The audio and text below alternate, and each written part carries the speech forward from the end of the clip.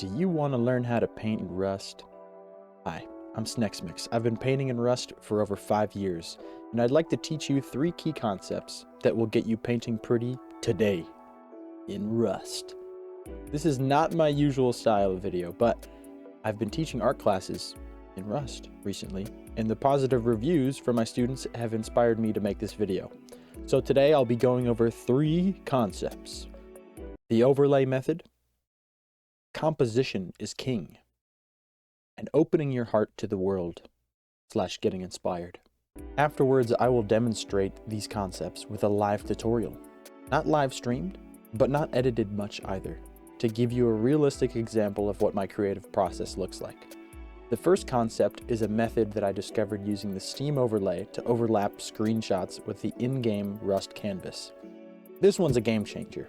If you learn nothing else, knowing how to use the Steam overlay will bump your ability to put your ideas onto canvas, especially if you have poor line work, proportion, and form in general. Like me, I suck at line work. This allows you to easily capture a heartfelt moment in Rust and apply it to canvas. This won't make you better at line work or proportion because you're essentially tracing a ghost and you'll need to paint with references. But if all you want to do is paint a little pretty little thing, then the overlay method is for you. Next up, composition is king.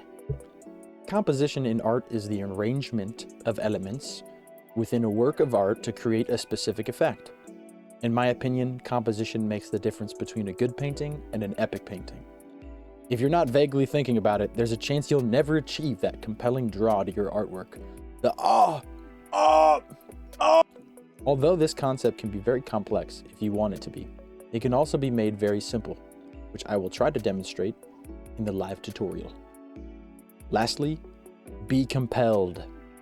Inspiration can be a very difficult process. However, I find while wandering this world of Rust, there are so many things that are moving to me because I open my heart to them.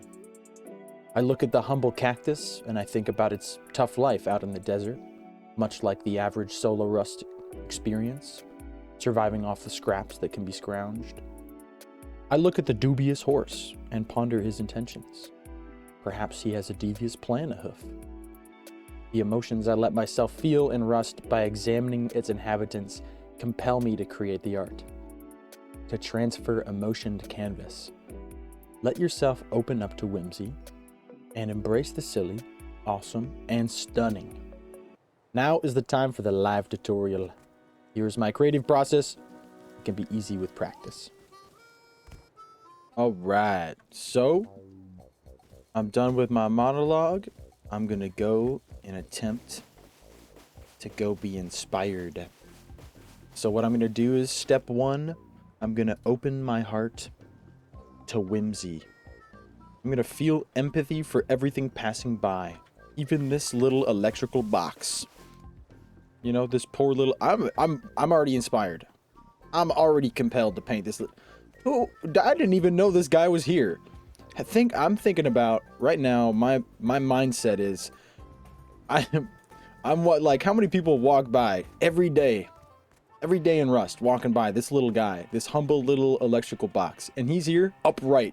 He's always standing here. He's always here, giving it his all.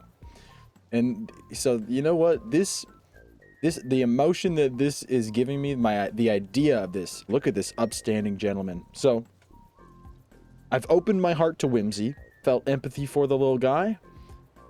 That's a lot of my things. That's not always what I do. Maybe it's just a whole setting. It doesn't have to be like this, but it's a really easy way for me to get inspired. Step 2, I got compelled by something. I felt an emotion. I felt inspired by this upstanding gentleman. This guy's holding it together. He's basically like, he reminds me of the average hardworking American. This is your blue collar. This is the blue collar electrical box. And you know what? For that, oh yeah. And I'm looking at the whole thing too. It's not just him. It's like, what's the cloud behind him, you know? I don't want to muddle the composition here. Step 3, we want to frame the subject. that has compelled us. So we're compelled. Now we're going to frame it with good composition. I love this cloud. I use this cloud.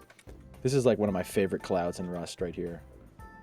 I always use that as a backdrop. I use it as a backdrop. Maybe too much, but you know what? I'm going to use it a little bit differently. I'm going to frame it uniquely. I think I'm going to cut off... Really like the tendril thing on the right side. So I think I'm going to do it like this, maybe. Maybe like that. And then I'm going to follow the rule of thirds, roughly. So, just in my screen, I think... I really like its side profile. The side profile, like, gives it that energy. So I want to get it, like, sort of an isometric... A little bit of an isometric view here. But also the cloud's important too. Maybe I could just not paint the cloud like that. I'm not going to worry about it too much. I want this guy like this. That's all it needs to be, dude. That's how he is every day. He clocks in. He clocks in at the standing by the road factory 24/7. This is the hardest working little electrical box you've ever seen in your life. Stone cold, unmoving. And without effort, I am in awe of this electrical box. So now I'm inspired. I love this little guy. I'm motivated to give him a painting. And now, a painting he deserves, recognition that he deserves. So now, we framed it. I took a screenshot, right, I believe. So we can go and Shift Tab. With F12, I took a screenshot. Now I'm going to hit Shift Tab. That's your basic Steam overlay keybind, and we're going to go right here to the recordings and screenshots. And in here, we've got all of our little pictures of things that I get inspired by. Here we go. Oh, here's a picture of our little guy. And now we've got a screenshot up. Okay, and now we're gonna choose a frame. So I like I think a portrait picture frame matches the vibe here. I'm not going to wait around for it, though. Just going to give it to myself with the commands here. Portrait. And let's do it over here. So, we're going to place that there. And now, we're going to start applying our concepts. So, we've already applied the first, or one of the concepts earlier, which is opening your heart to the world, right? Being a little bit more empathetic to the things around you and letting those things make you feel things. Get ready to feel in Rust. And composition is king. We already talked about that. Rule of thirds, right? Rule of thirds. So with this picture, the way I want to frame it, I framed the whole screenshot with nice composition, but now maybe the painting doesn't need to be like that. You know what? Honestly, the painting is all about this guy. It's all about this guy. And you know what?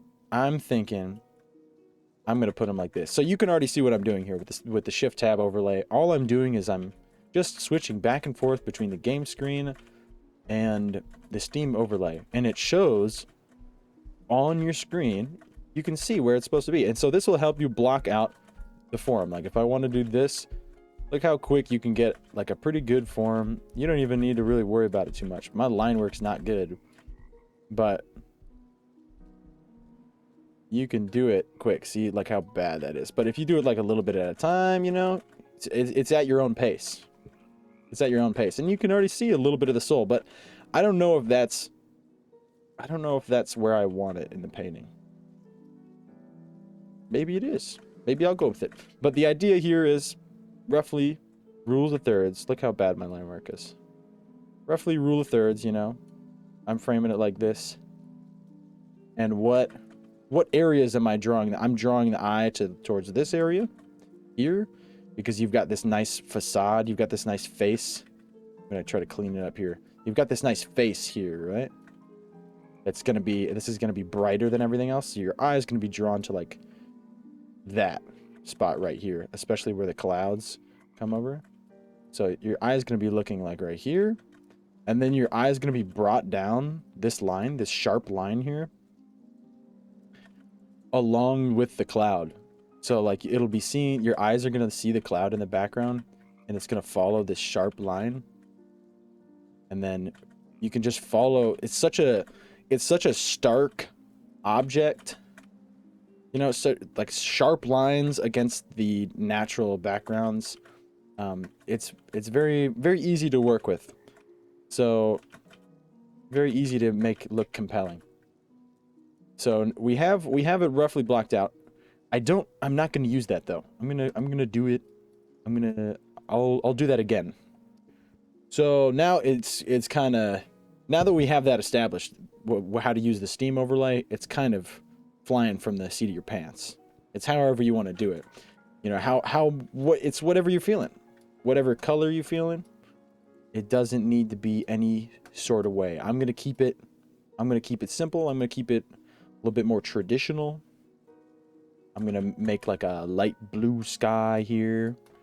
I'm not going to explain too much about how to use these brushes in this tutorial. This tutorial is just supposed to be a quick example of how to apply these 3 concepts that I explained. Maybe I'll do more classes in the future or tutorials in the future, but for now, I'm not going to worry too much about explaining what the brushes I'm using are doing, or what I'm doing with values or anything like that. I'm just going to do and then explain the things that need to be explained in this video, so that you guys can start painting as soon as possible. So right now, I'm just going to block out the form with the overlay method, starting with the background. So we've got these clouds in the background, and it's the furthest thing in the back, so we're going to be painting over this. And I'm just worried about the outline. I'm not worried about what's happening in the middle yet, because I can just paint it all one color. It's all about the form. The form is the outline, as far as I'm concerned. I don't know, maybe you got a better definition, but to me, form is mostly the outline. When I think of form, it's the outline. So now, obviously, this whole guy's in the way, so, well, he's not in the way. He's right where he belongs. But it don't matter. You don't need to paint. That's just, you know, it's okay to be lazy. What, Bob Ross? I love Bob Ross. It's okay to be, we love being lazy. You don't have to be, you don't have to do too much work. You don't have to do too much. Love being lazy. Whenever you can do less, good. And it makes you feel just as good inside, then that's all you need to do.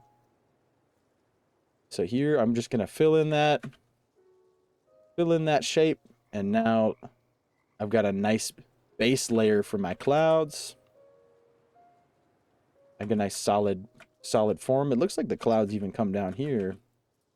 Of course, there's other stuff going on with the clouds, but we can leave that be. I'm not too worried. Okay, everything's, maybe I'm getting a little bit overzealous there. Okay. We got a nice cloud shape.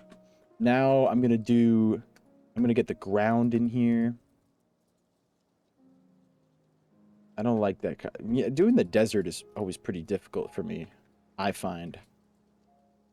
Because it's like a tone that I'm not used to. Like, I'm not used to working with this kind of, I don't know.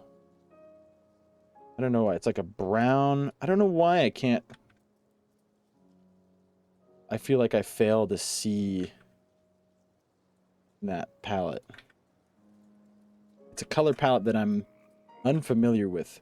Especially, I think what it is probably is that since I'm borrowing from the blue, it's becoming blue when none of this is blue.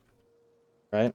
So what I need to do is like do a full orange and then borrow from that warm color rather than trying to borrow from a blue. Because nothing about this is blue. So maybe we just got to start over.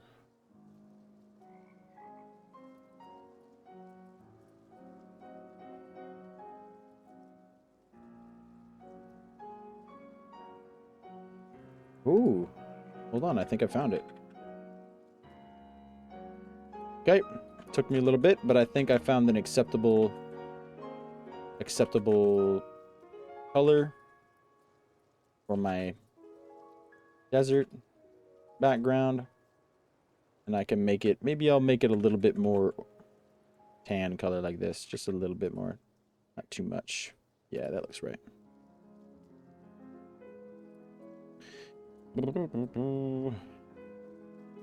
All right. And I'm just gonna color all this business. Not too worried. There's the road that goes there. There's a lot of foliage going on here. So how I would do something like this where it's really noisy is I'm gonna freehand it. There's like a lot of real like small lines. I'm just gonna block out the rough color. We know that there's gonna be a hill up here, and we can worry about that later. But here we got our ground filled in.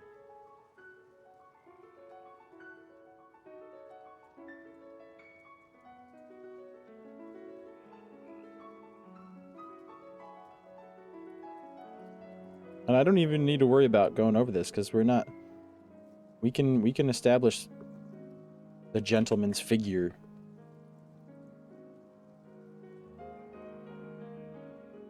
We can establish the gentleman's figure when we please. So maybe it's a little bit more gray. That's a good color. Actually, that's a great color for these little bushes here, I think. Maybe a little bit more gray. Yeah. That's a good color. Now, compared to the sky, it's really not that different. When it's surrounded by itself, it's really different, but I don't know. That's just some things. Maybe I'll do the stone here. Maybe I'll do the stone in that color. Maybe I just don't give a hoot. Maybe I just don't understand how to use this color palette yet. I don't know. Sometimes I feel lost, and that's okay. It's okay to feel lost sometimes, because you don't. It's impossible to know everything. It's a learning process. There's so many different ways to approach art that you don't have to get it right always. You don't have to always get it perfect. Perfect is the enemy of the good. It's a really good saying that has kept me on my feet. Perfect is the enemy of the good. You can just do good things. You don't need to be perfect. The whole world is not perfect. The people that are going to be looking at your paintings aren't perfect. The people that... Rust certainly isn't perfect. Y'all know that. Y'all know that Rust is not perfect. Bugs and glitches, but you know what? We love Rust for the bugginess, for the little jank. But it's really not that. It's actually quite good. Like, there's a lot of things that Rust pulled off, like dropping items on moving vehicles and stuff like that, and like horses, like especially over the years, because I played in Legacy. I played Legacy, not a whole lot, but I did play Legacy. And, you know, I'd never imagined it would become what we are playing today. And what I've learned to become inspired with my art. Thanks to mainly Bob Ross and it was Bizzlesnaff. Bizzlesnaff's Bob Rust videos inspired me to start painting in Rust. And I want to thank Mr. Bizzlesnaff for inspiring me to start painting.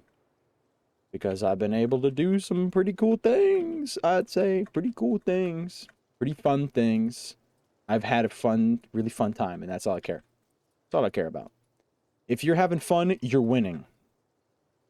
That's Rust is a psychological... It's a psychological horror game. And if you're having fun, you're winning. If you're having fun, you're winning. So, and when you're painting, you can have a lot of fun painting, especially with my method, I think. Because you can just be silly with it. You don't need to be You don't need to take it so seriously. Doesn't need to be this whole thing. But so now we've got some things. I got a little bit ahead of myself. We've got some things blocked out. Now it's time to block in the main component. So I'm going to find a color that I think matches this palette and matches his character. Because this is a distinguished gentleman. That is a stark color. I want it to be high value, but he's not out of place, you know? I don't want him... I don't want the feeling... Because if I did a really high value color for this, like too high value, this fits. But if this was too powerful, like if this was a too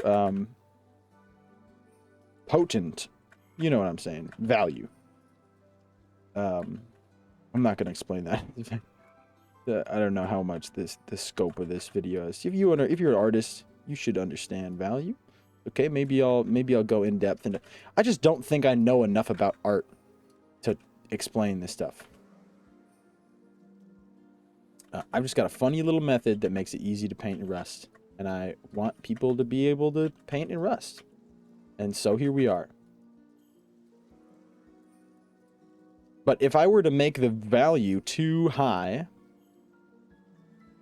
then it would make him feel out of place, which is totally not the feeling that I want to put in here.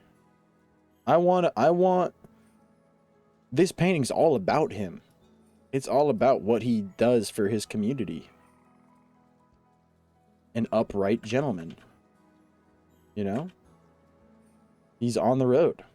He's on the road. You've been hitting barrels, running right past him. What does he do for his community? Don't ask that question. I can't believe you would ask that question. Why would you? The absolute disrespect. Don't ask what he does for his community. Ask not what he does for the community, but what you can do for his community as well. Ask not what the little guy on the side of the roads does for his community. That's a JFK quote, I think. That's a JFK quote. Ask not what my fellow Americans. JFK, John F. Kennedy.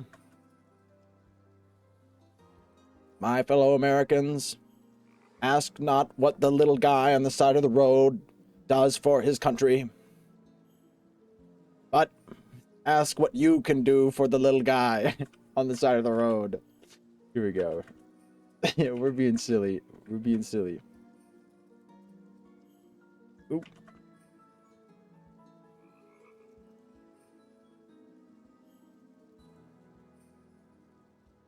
Okay, so now we got the basic form. He's got a little bit of he's kind of curvaceous right now. He's not curvaceous. He's upright. He's upright. So I'm going to change this. I'm going to get this to be a little bit more sharp by adjusting the form here. Form is a little bit curvaceous, so I'm going to try to straighten it out. There used to be a method. I don't think you can do it anymore. There used to be a method to do straight lines. I don't think you can do it anymore. Can you still do straight lines? I don't know if you can do that anymore. I really got to Google that. There used to be a straight line method, but it stopped working like a while ago. Okay. I've adjusted it well enough. This just needs to be a little bit adjusted here and here. Okay, and now it's jagged. The edges are jagged because I'm using a very small brush, and I like that. I like that. It's part of the vibe of my style. I think it just gives it more texture. It's just a cool texture. You can do it so many different things. But we can't forget about this little rock here. So what I'm going to do is I'm going to take this little rock and paint in front of it. And now we have the basic form done.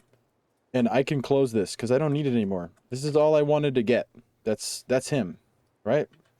That's him. And you could be done right then. If that's all you wanted to do, That's all you need to do. And it was really as simple as using the Steam overlay and having a little bit of whimsy in your heart and doing this. But you know what? I'm so inspired to make this little guy better, be the best little fella he can be. I really want to give him the love that he deserves, because I think a lot of people have been walking past him. He deserves a little. He deserves a little something. So what I'm gonna do is I'm gonna apply the rendering now, which is what I do is I just do like a low opacity blue. I'm gonna hit the shadows real quick. So for your shadows, you want to use cool colors. Blue is a cool color. And I'm just gonna hold left click. I'm not doing multiple strokes, so it's all one consistent tone change here. And I'm just changing the value here ever so slightly. And now we're kind of seeing what's up here. Maybe we can change this strip. Now we can start changing strips at a time. Maybe there's a little something. And we can add details doing this too. There's like a little bit of gunk on them. You know, this is the gunk and grime. People walking by, stepping. They're like, maybe they like rest up against them, tying their shoe. Maybe there's a boot print here. This is where, like, if you were really good at painting, you can add your freeform, your little stuff. Like if you know what a boot print looks like, if you can do form. I mean, that's not the best. That's not the best, but I like it. I mean, I think it gets, maybe there's like a little imprint in the ground where the foot was. Maybe I'm going out of my wheelhouse, but the basic idea is there. Somebody stepped here. Maybe you just add little details to the painting. Maybe you just add little something. Maybe you do a little bit of, I do some of this like cell shading. This is another thing I do. So I'll take it and just outline it.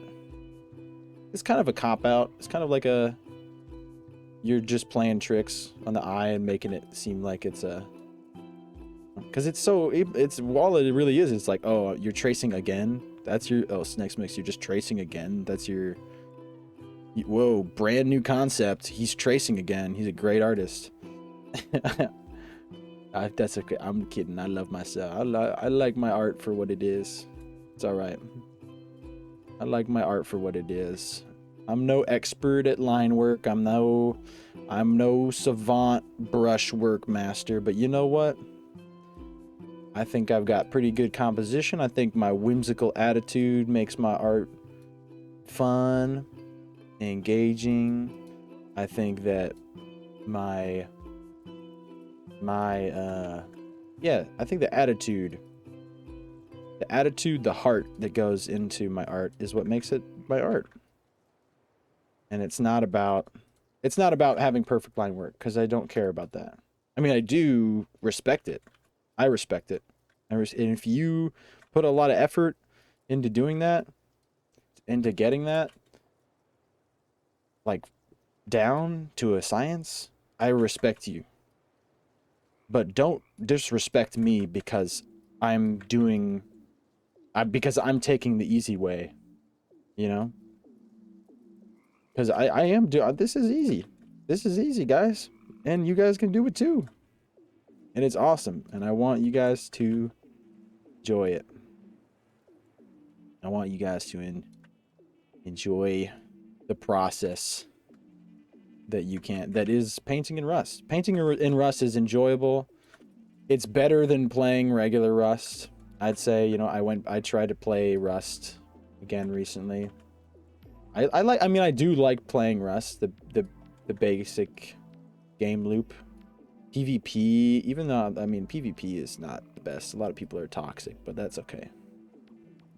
That's okay. But, you know, Rust, you can make whatever of it is you want. Rust is it's a sandbox game. And there's painting in it. And here we are Making beautiful things. Here we are making beautiful things with it.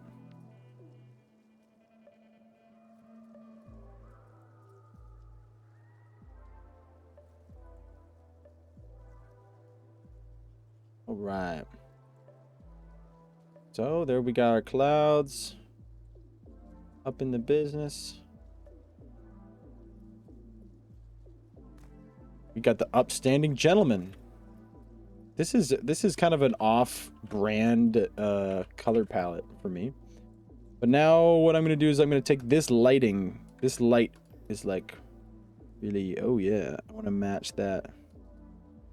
Oh yeah, looking good. Oh yeah. Maybe just like a little bit, really low opacity, run it down this line. We were like running. If you want to get like crazy with it, like then you've got stuff like concepts like backlighting and stuff like that. This you can do crazy, and that's the process to art is like learning all these little concepts. You might not even you don't need to know everything to do beautiful work. Is what I'm saying. I painted all of this in Rust, and you know, I had no classical training in art before I started painting in Rust. Here we go. I want to match that opacity. This is a little bit different here. I want to make sure that that form is lined up here. The imperfect lines give it character. They give it character, like this little boot print. People just stepping on the little guy as they're going through their day. What are they doing?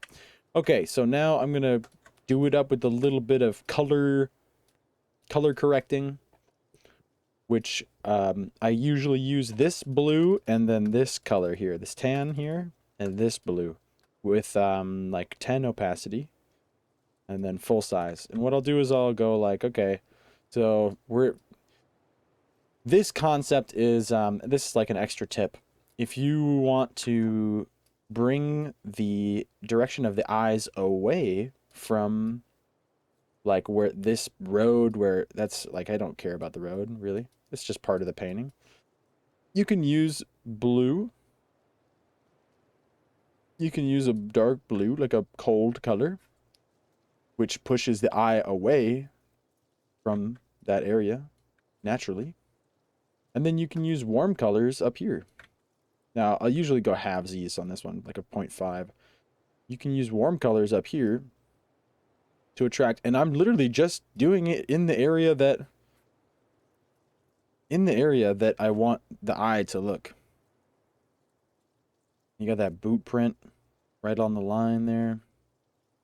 And I mean, that was really rough in it. I mean, you can almost tell that I did it. But if you didn't know that style, maybe you wouldn't recognize it. And you know what?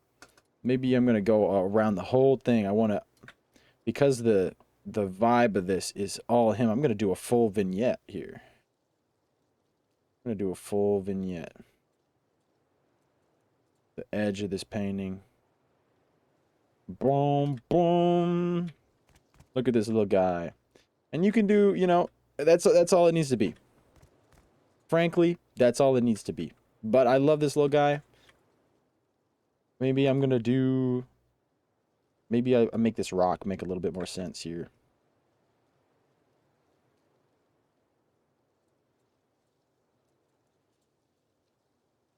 And now I need shadows. Now I need shadows. And shadows can be done pretty easily with blocks. Another thing you gotta remember is like where the light's coming from. So here's your... The lights, I'm imagining, is coming from like the top left, so we want to do this. Maybe that's what that looks like. And maybe it's a little bit darker on this side.